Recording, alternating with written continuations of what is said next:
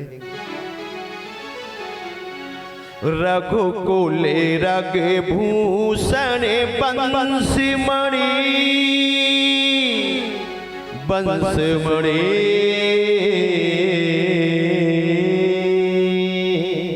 ठीक है ये रघुकुल रगे भूषण बंसमणि श्री राम तुम्हारी जय हो। रघुकुल रगे भूषण बंसमणि श्री राम तुम्हारी जय होवे। दशरथ नंदन हे जगबंदन, दशरथ नंदन हे जगबंदन श्री राम तुम्हारी जय होवे। रघुकुल रगे भूषण बंसमणि श्री राम तुम्हारी जय होवे।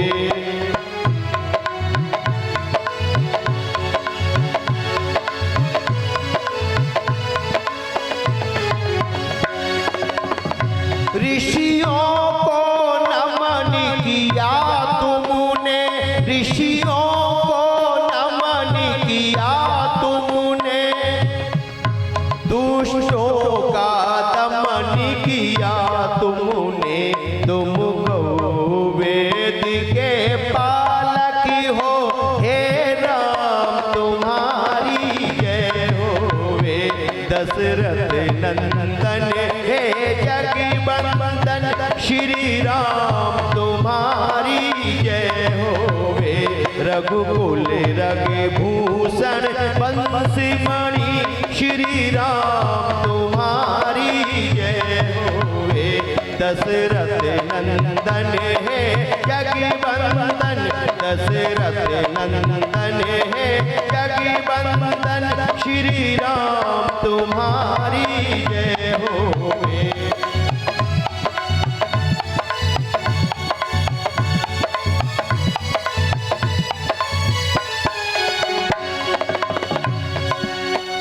ये चरित्र तुम्हारा पावन है, ये चरित्र तुम्हारा पावन है। अति सुंदर है, अति उत्तम है, सुन मन प्रफुल्लित होता है, सुन मन प्रफुल्लित होता है। हे राम तुम्हारी जय होवे। दशरथ नंदन हे जगबंदन, दशरथ नंदन हे जगबंदन श्री राम तुम्हारी जय होवे। रघुकुल रगे भूषण बंसमणि श्री राम तुम्हारी जय होवे। रघुकुल रगे भूषण बंसमणि श्री राम तुम्हारी जय होवे। हे राम तुम्हारी जय होवे, हे राम तुम्हारी जय होवे, हे राम तुम्हारी जय होवे। दशरथ नंदन हे जगबंदन श्री राम तुम्हारी जय होवे। हे राम तुम्हारी जय होवे, श्री राम तुम्हारी जय होवे। बोलो मर्यादा पुरुषोत्तम श्री रामचंद्र महाराज जी की, बोलो पवन सुत हनुमान महाराज जी की।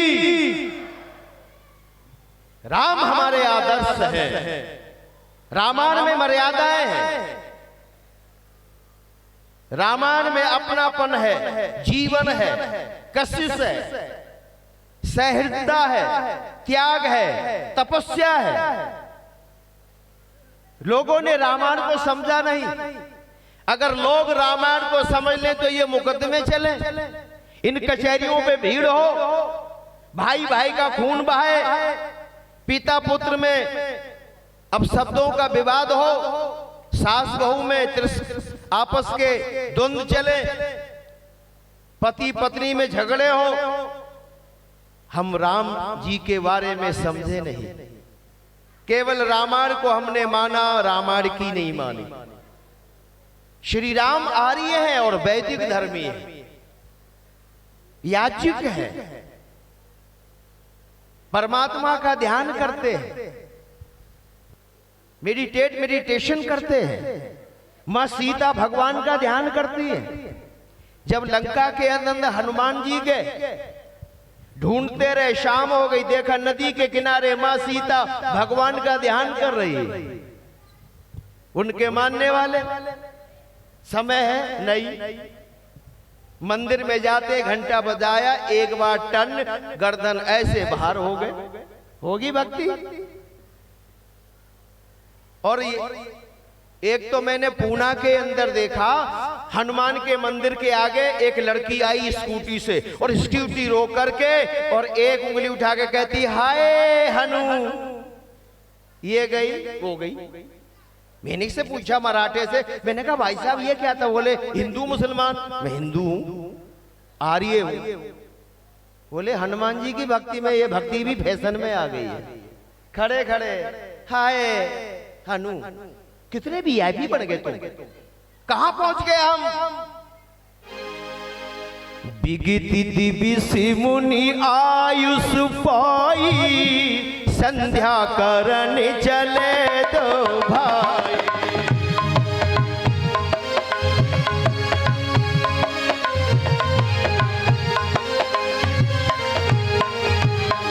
बिगती दिवि मुनि आयुष पाई, संध्या करन चले दो।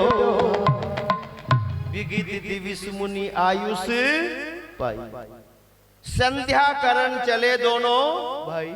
हमारा क्या हुआ? रोटी खाई सो गए, रोटी खाई सो गए। अरे मालिक सेना की बात, हमसे तो कुत्ता भला जागे सारी। अरे बोलो रात। मेरी बात समझ में नहीं आती क्या? सुनाई जा रही है आप लोगों को? ठीक, थोड़ा बोल दिया करो, डरने की कोई जरूरत नहीं है। लगे कि तुम में जान है। आगे रोटी पीछे रोटी, रोटी के ऊपर रोटी, और रोटी खा के नाम ना जपता, किस्मत उसकी अरे खोटी। किस्मत खोटी मत करो। मेरे राम प्रभु का ध्यान करते हैं, मेरी माँ सीता प्रभु का ध्यान करती हैं, हनुमान महाराज जी भगवान का ध्यान करते हैं। विद्वान है, इंजीनियर है, पायलट है, लोगों ने बंदर बना कर रख दिया। हनुमान जी के बारे में पढ़ो, उनके चरित्र को तो पता लगेगा। रामायण हमें जीवन जीना सिखाती है। रामायण घर में रहने का तरीका सलीका देती है। अगर लोग रामायण की बात तो मान ले तो वेद की मान ली, लेकिन हमने उधर ध्यान नहीं दिया।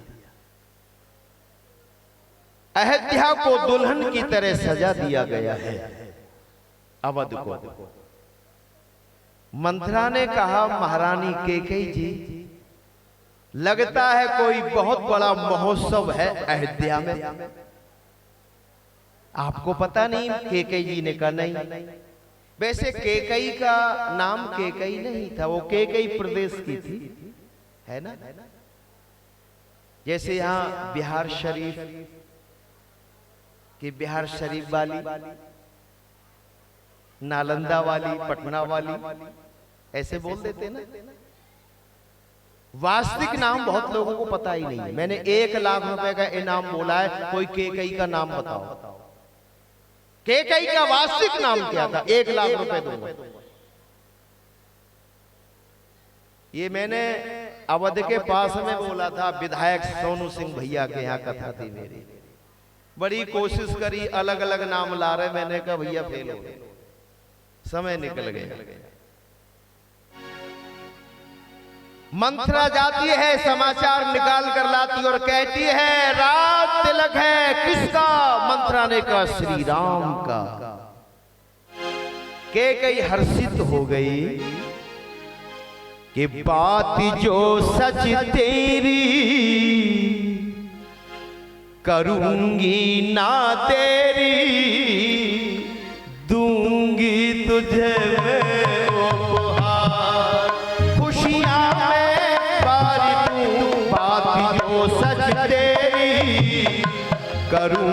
ना तेरी, दूंगी तुझे मैं उपहार। खुशियां मैं बारी दूं, बात जो सच तेरी, करूंगी ना तेरी, दूंगी तुझे मैं उपहार।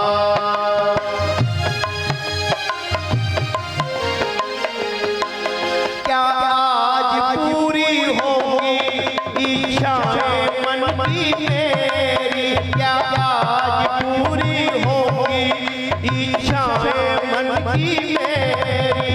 सच सच तू बतला दे ना हो बल्कि तेरी, आज इस खुशी पर मैं रत्नों का हार दूं, बात जो सच सच तेरी, करूंगी ना तेरी, दूंगी तुझे मैं उपहार। और गले से एक बेशकीमती हार निकाल कर केकई जी मंथरा को देने लगी। मंथरा ने कहा, ये हार लेकर मैं हारना नहीं चाहती, मैं जीतना चाहती हूँ। और तुम्हारी तबीयत तो ठीक है महारानी केकई जी, रात अलग होगा श्री राम का, भरत को क्या जिंदगी भर जी हजूरी करनी पड़ेगी। एक गाल पर दिया खींच के दूर गिरी, कुटती रही और कहती रही, और आखिर उसने अपना भूत सवार केकई पे कर दिया। केकई को मुट्ठी में बांध लिया। फिर केकई नर्वस होके कहती, अब बता क्या करना है। तो मंथरा ने कहा, तेरे पास 2 वरदान हैं राजा दशरथ के दिए हुए। इसलिए नीतिकार ने लिखा, बहुत प्रसन्न हो तो कोई निर्णय मत लेना, कोई संकल्पित मत हो जाना, और बहुत क्रोधित हो तो कोई प्रतिज्ञा मत लेना, वो तुम्हारे लिए जिंदगी में बहुत दुख का कारण बन सकती है। 2 वरदान है, मौका है, मांग ले। क्या मांगूं? पहले वरदान में राज तिलक भरत के लिए, और दूसरे वरदान में तपस्वी वेश में श्री राम का वनगमन। बहुत बढ़िया तरकीब बताई। ये मिलेंगे कैसे? के मौका है, जा को भवन में जाकर के लेट गहनों को उतार, बाल खोल दे। ये को भवन इसलिए बनाए जाते थे कि आंतरिक लड़ाई पति पत्नी की एकांत में जाके निपटा ले। पर आज तो घर में ही महाभारत चल रहा है। एक लड़का स्कूल में पहुंचा 20 मिनट लेट, गुरुजी ने कहा मुर्गा बन, 20 मिनट लेट आया है। बच्चा कहने लगा, गुरुजी मैं तो 20 मिनट पहले आ जाता। तो बोले क्यों नहीं आए 20 मिनट पहले, लेट क्यों आए? तो बच्चा कहता, गुरुजी आप मेरी पूरी बात ही नहीं सुनते हो, पहले मेरी बात तो सुनो। गुरुजी ने कहा अच्छा मैं चुप, तू बोल। बोले गुरुजी मैं बिल्कुल समय से तैयार हो गया, कपड़े पहने, अपना बैग लिया, जुराब पहन ली, जूते पहनने के लिए जब गया तो जहां जूते रखे थे वहां जूते नहीं थे। मैंने कहा जूते गए कहा? तो देखा बरावल वाले कमरे में महाभारत का युद्ध चल रहा था। एक जूता माँ के हाथ में था, एक पापा के हाथ में था, और मम्मी पापा में जूतों बाजार चल रही थी। मैंने कहा तूने जूते मांगे, दोनों तुझ पे जूते पे लगे, गुस्सा में दोनों क्रोध। इसलिए गुरुजी चुप खड़ा रहा। जब दोनों ठंडे पड़ गए, जूते बाहर फेंके, पहने। अब मैं स्कूल में आया हूं, बताओ मेरी गलती कहां है? जिस घर के अंदर पति पत्नी अपने बच्चों के सामने गंदी गंदी बातों का और तांडव करेंगे, उन बच्चों का कभी भविष्य और वो बच्चे कभी संस्कारित नहीं हो सकते।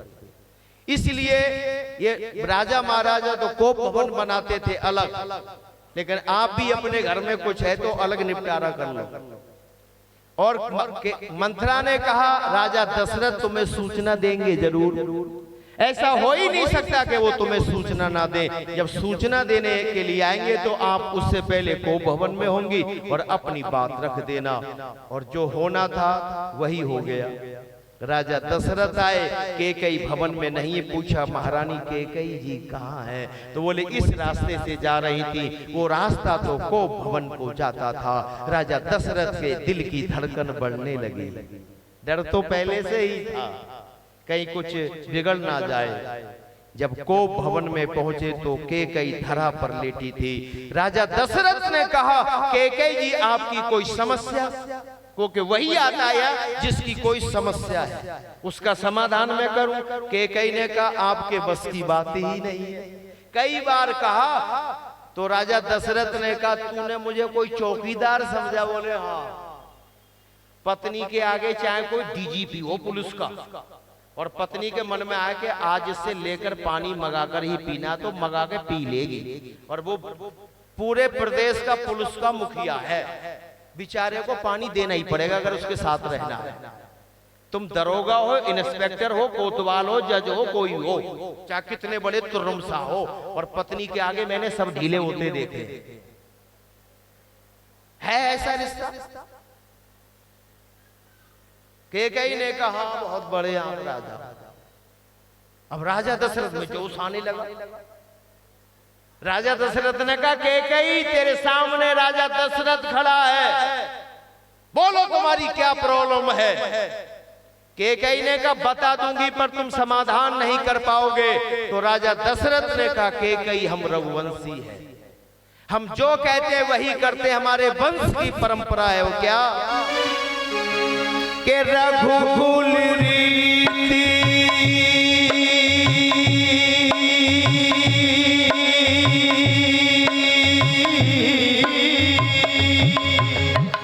रघुकुल रीति सदा चली आई,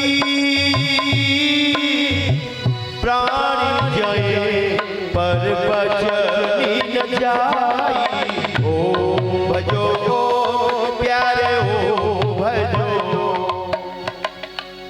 रघुकुल रीति सदा चल आई, प्राण जाए पर बचन ना जाई। बोलो कैकेयी भैया अलग अलग बैठ जाओ, आपको दिक्कत थोड़ा अलग बैठ, आवाज मत कम कराओ, रंग में भंग मत करो आप मंत्रा की तरह। बोलो तुम क्या चाहती हो? तो कैकेयी ने कहा कि मेरे दो वरदान आप पर है, मैं मांगना चाहती हूं। पहले वरदान में मुझे राज तिलक भरत का चाहिए। तो राजा दशरथ जी ने कहा कि भरत का मैं राज तिलक कर दूंगा। श्री राम ने कहा ही नहीं मेरा राज तिलक करो। राम तो राम है, राम को समझने की जरूरत है, लेकिन तुम दूसरे वरदान में क्या चाहती हो? तो कैकेयी ने कहा मैं तपस्वी भेष में श्री राम का वन 14 वर्षों के लिए। ये सुनकर राजा दशरथ मूर्छित होकर धरा पर गिर गए। जब जब होश आया है तब तब अनुनय विनय की, पर कैकेयी अपनी जगह से हटी नहीं, और जो होना था वही हो गया। मेरे श्री राम का एक स्वभाव है, संस्कार है, और वो क्या है कि प्रातःकाली उठ के रघुनाथा, माती पिता गुरु ना भई माता।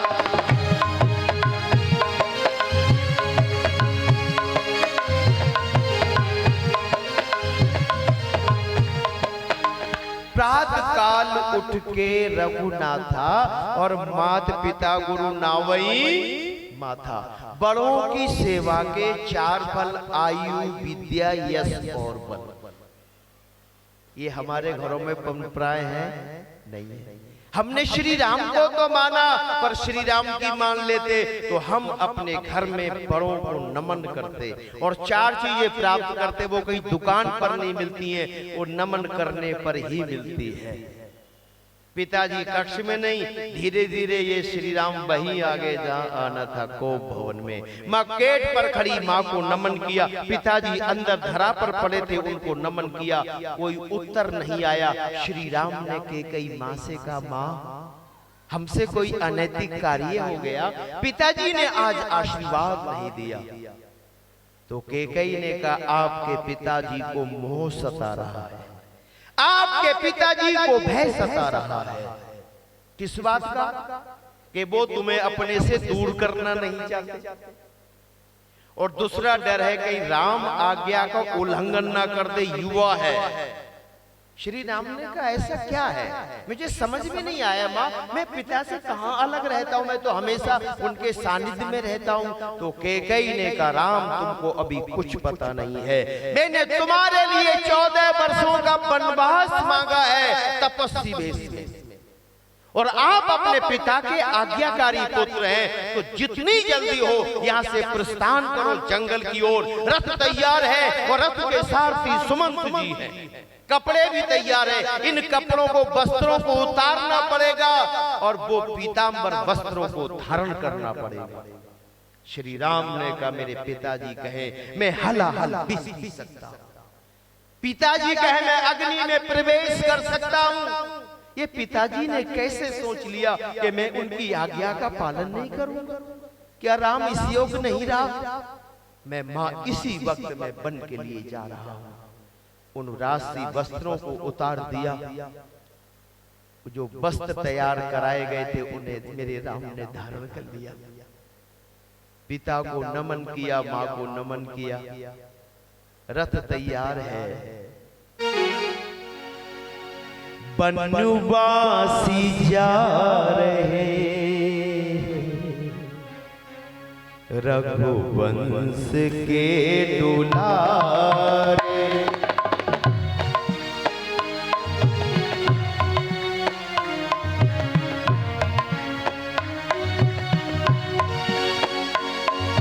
हारे हैं प्राण जी से, हारे हैं प्राण जी से, लेकिन बचन न हारे। बनवासी जा रहे रघुवंश के दुलारे,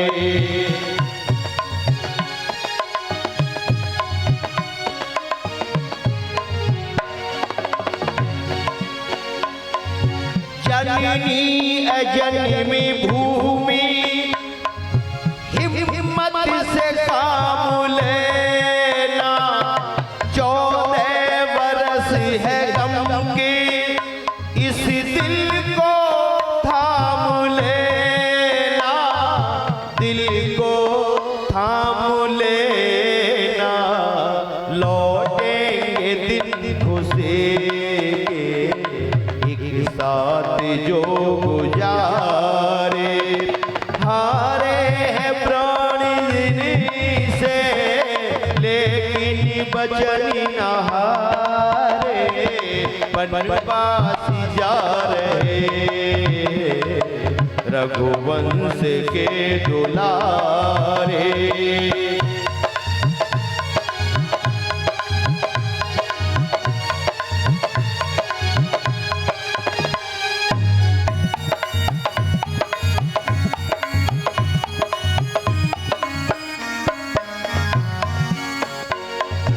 इसमें है दोष किसका, उसकी यही रजा है।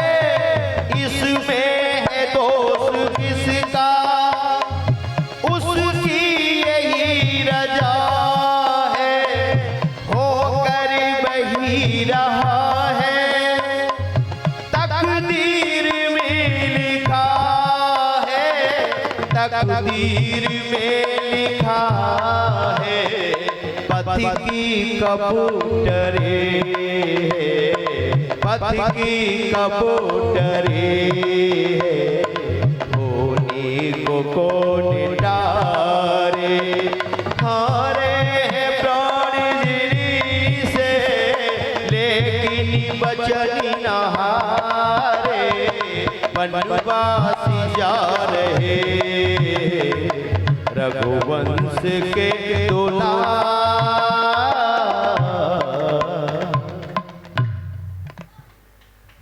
मन में आया माँ को भी नमन कर ले। श्री राम की माँ का नाम क्या है? कौशल्या। रात तिलक की तैयारियां हैं। माँ कौशल्या रेशमी साज धारण करके सुबह यज्ञ कर रही थी। श्री राम गए, एक सोपान एक सीढ़ी पर बैठ गए। यज्ञ खत्म हुआ, माँ खड़ी हुई। श्री राम आगे बढ़े, माँ के चरणों में माथा टेका।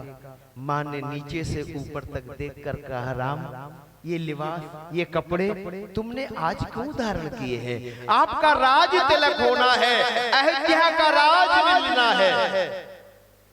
तो श्री राम कहते, माँ मुझे राज मिल गया है।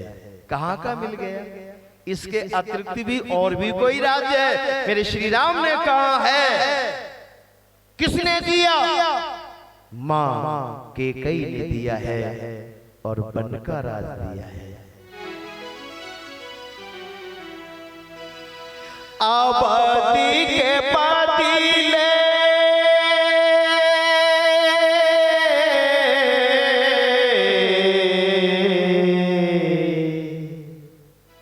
माँ मुझे अवध के बदले माँ कैकेयी ने जो राज दिया है, सुनो उसमें भी कोई मेरे लिए भलाई होगी। अवधी के पातीले माता मुझको राजी मिला है बन का,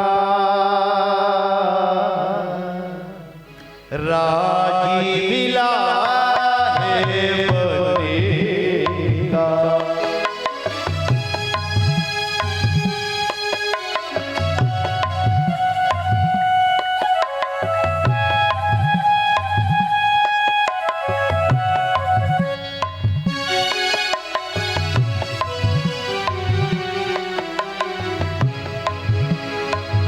दो वर के कई माँ के,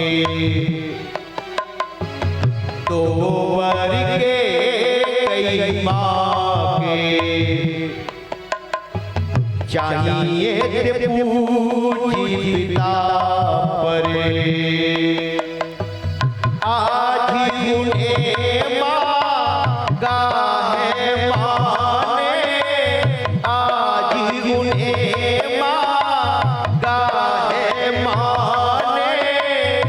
उसी समय को पारी, उसी समय को पारी, राजी भरती को और मुझे देसी है बनी के गवनका, राजी मिला